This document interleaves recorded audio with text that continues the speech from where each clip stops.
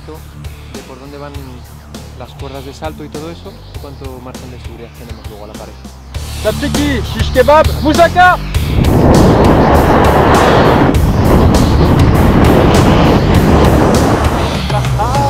Yes.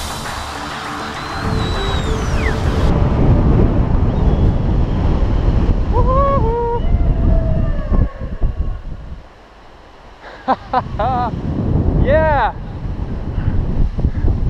¡Choco diversión! ¿Y eso a qué sirve? Esta es la prueba de salto base. Si aterriza bien, nosotros aterrizamos bien. A ver.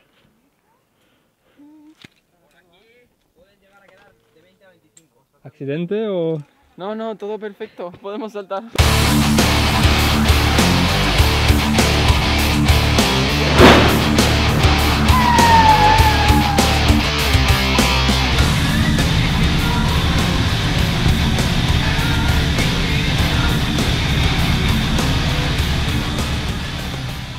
On débute ce 6e épisode avec un peu de folie sur l'île de Zakynthos en Grèce. Peut-être avez-vous reconnu la team espagnole High Jump, rencontrée lors du 2e épisode de Tourisme de la Méditerranée. Vale, tú vas después de Albert, a ver con el de Quique. Yo creo que Airin, ¿eh? Ah, no. Yo creo que Airin va después mío. Va después tuyo. Y ahora, compara tú con él.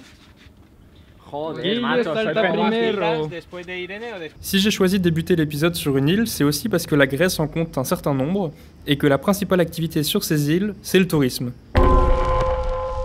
Avec du patrimoine, un climat idéal, une mer bleu turquoise et des paysages paradisiaques, la Grèce peut en effet attirer du monde. Donc pendant que je vais vous laisser compter toutes les îles sur cette carte, je vais vous donner quelques chiffres. Donc le tourisme en Grèce, c'est 18% du PIB, et ça emploie 1/5 des travailleurs. Le pays accueille chaque année 20 millions de personnes, ce qui représente presque la moitié de la population grecque. Un afflux de personnes qui jouent sur les prix du pays. Mais alors que je passe la nuit sur la jetée en attendant le ferry qui me ramènera sur le continent, et avec la situation économique actuelle du pays, je ne peux m'empêcher de réfléchir sur le rôle que joue le tourisme pour aider le pays à sortir de la crise.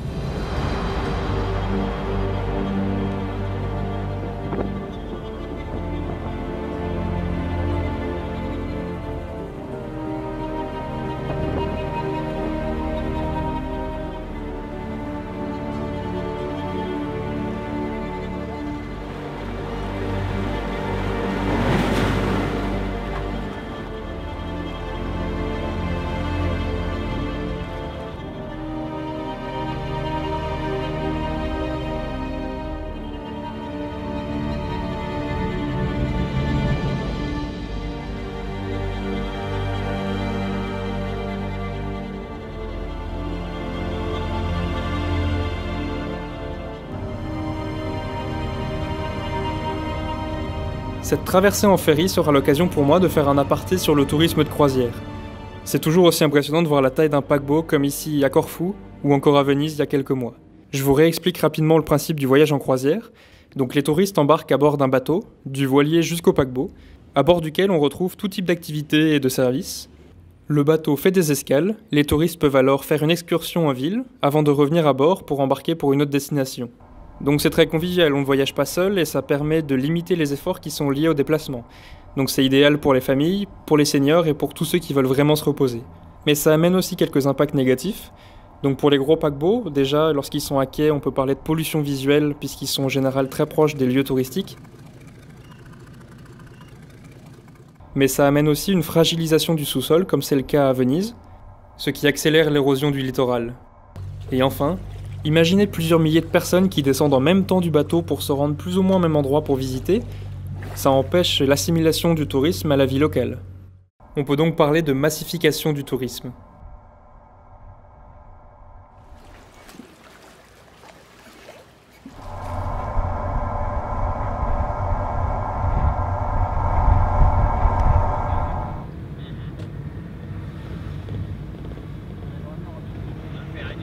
Une fois le continent atteint, me voilà en direction de la 5e capitale méditerranéenne visitée au cours de cette aventure.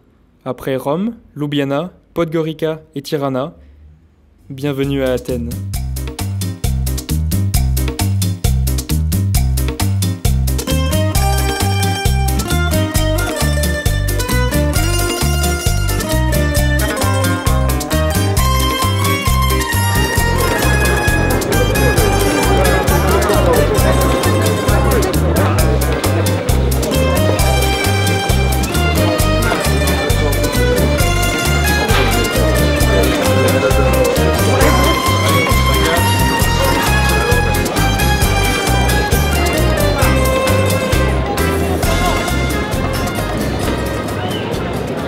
La psychologie du touriste est hyper intéressante. Il y a toujours deux notions qui trottent dans sa tête, le temps et l'argent.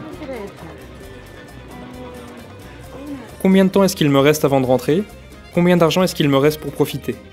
Le touriste va donc rationaliser beaucoup de ses choix en fonction de ces deux contraintes, et ça commence dès le début du voyage.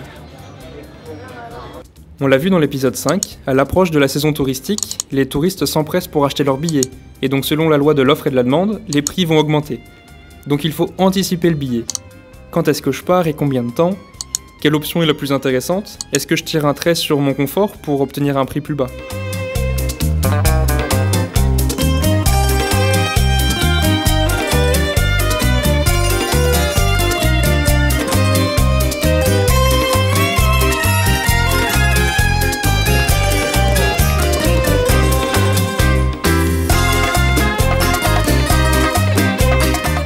Mais la psychologie du touriste sur les prix ne s'arrête pas là, puisque dans beaucoup des cas le budget est limité, le touriste a horreur d'être pris pour le pigeon payeur. Alors une fois sur place, lorsqu'il demande le prix d'un bien et qu'on lui annonce un prix supérieur au prix que payent les locaux, la guerre est déclarée. Personne n'aime payer plus cher pour la même chose. Et c'est encore plus vrai chez les jeunes voyageurs où pour le coup, le budget est vraiment limité et où en plus il est bien vu d'être assimilé à la population, de connaître les codes et les bons plans. Cette différence entre le prix pour les locaux et pour les touristes aura énervé plus d'un voyageur.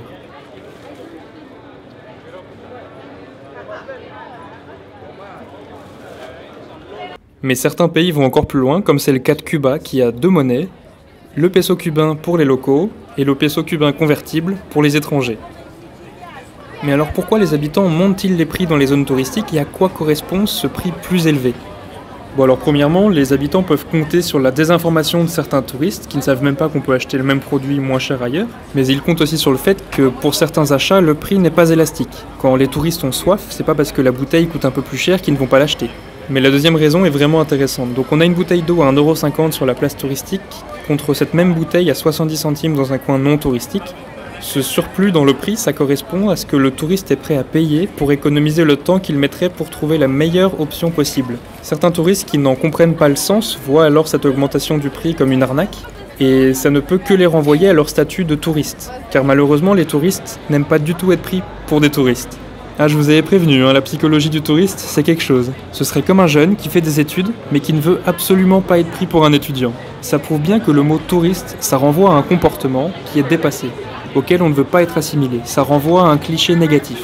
Les jeunes se décrivent comme des voyageurs, des globetrotters ou encore des backpackers.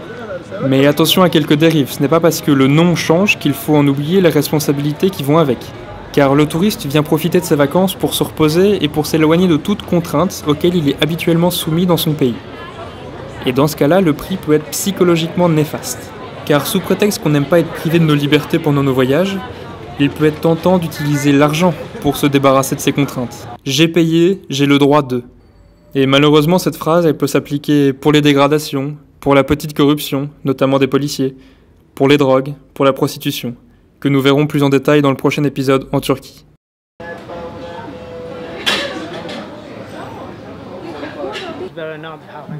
Not camera. Okay. No worry. No worry, I understand. Just for recording the voice. Okay, it scares me that. No worry, it's just the voice. So yeah, I'm definitely sure about it. That let's say these couple of years, Yeah. more tourists are coming here in Greece. Okay. Okay, we have some due to the economical problems and the capital controls. We have some difficulties, but still, I mean, Greece is a great place to have holidays. So I don't think people mind a lot about this. No. Is there any change in the prices? Yeah, definitely down. Definitely. Yeah. Right now, Greece, I think it's one of the, let's say one of the best, not the best, of course, but one of the best places because right now prices are low. Because we need the money, we need the currency. So that's why all the people, not only my, shop and in general the clothes that they're selling clothes, but in general the tourism industry, they just lower the prices. But about the crisis, it's of course it's difficult to say that nothing changed. We are changed, I mean, like the taxes and everything is more higher now. But but usually the situation is not so bad as we see on TV and everything. Okay. Yes, because of the tourism, the people are really helpless. Okay. Do you see new nationalities of people? Yeah, of course, China. China. Lots of Chinese. More than. Yeah, 2 years yeah. ago. Look, in general, after 2004, after the Olympic Games, Yeah. they become, more and more Asian tourists come here to Greece. But definitely China. So you think tourism can be a solution for Greece? Yeah, definitely yes. Look, right now Greece, we don't produce anything massive, let's say, production. So it can be a solution for our economical problems. The main thing right now is tourism. So most of the Greeks right now, they focus to tourism. Tourism industry, I mean, it was always, let's say, the first factor here in Greece that works. Yeah. In a good way, let's say. Okay, so definitely yes. So do you think tourism can be a solution for Greece, or? I think the tourism is only one survivor for Greece. I mean, like now the tourism brings a lot of money for Greece, and always the tourism was one of the most important factors in Greek market.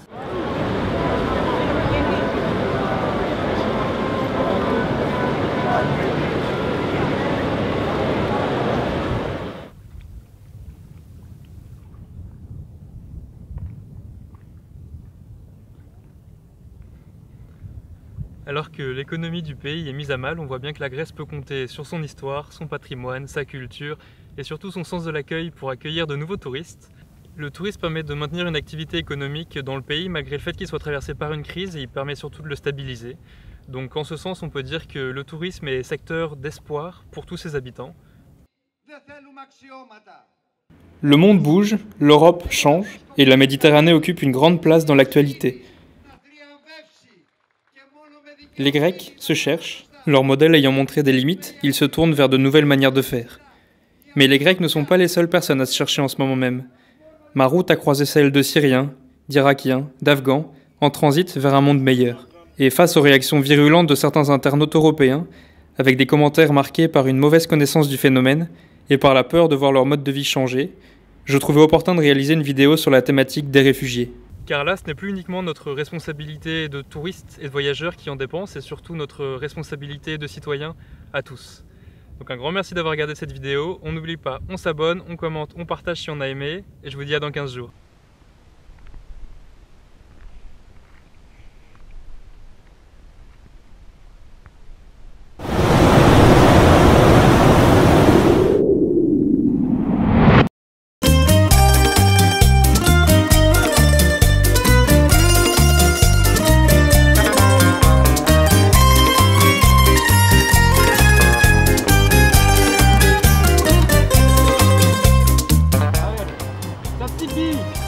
Kebab, Moussaka!